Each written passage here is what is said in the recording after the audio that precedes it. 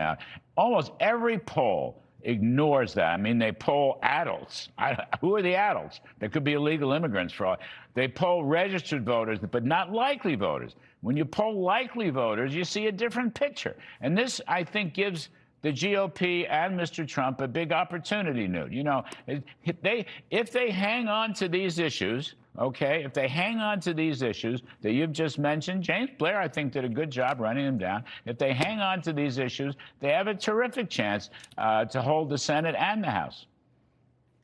Oh, look, I think we, in the end, are going to gain seats in the House, gain seats in the Senate. And the reason is I don't pay attention to any poll because I've been through all these campaigns. I saw George H.W. Bush come from 19 points behind. I saw John Engler become governor from 17 points behind.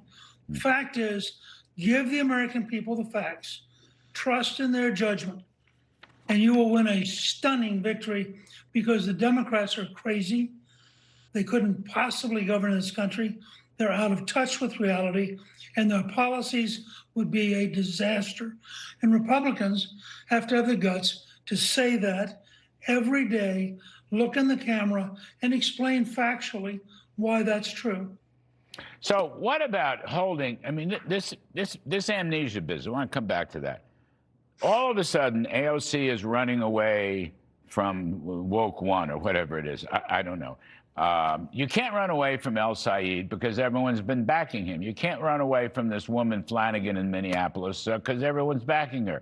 And you can't run away from, what's his name, Jackson Troy up in Maine, because everybody in other words, they're backing left-wing candidates who profess socialism, okay?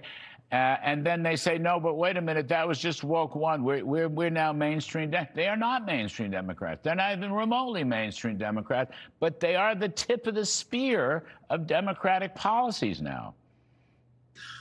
Look, Larry, the key in an amnesia campaign is to have their own video where you don't ask us to, don't believe me, watch them. And Republican ads this fall should probably be 50 or 60% Democrats. Put them up on the screen. Right. Let people see what they say. Let people see how real it is. Don't trust our judgment. Trust your own eyes and your own ears, because as Donald J. Trump said in the State of the Union, these people are crazy.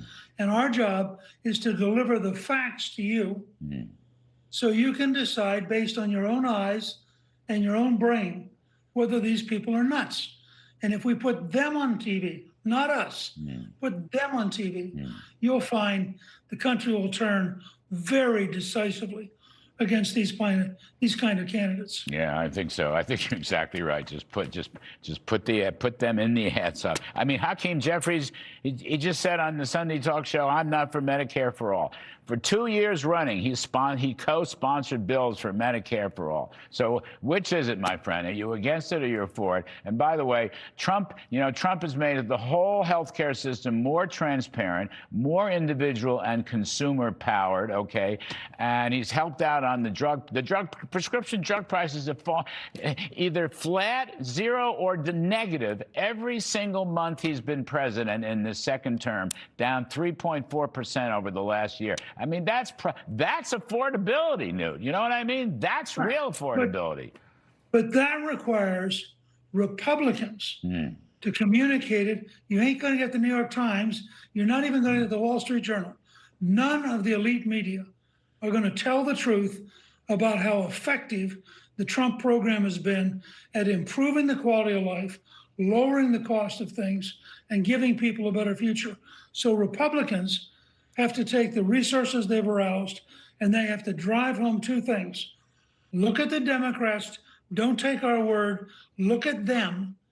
And second, here are the facts about what's been going on. We win those two arguments, we'll win a huge election this fall.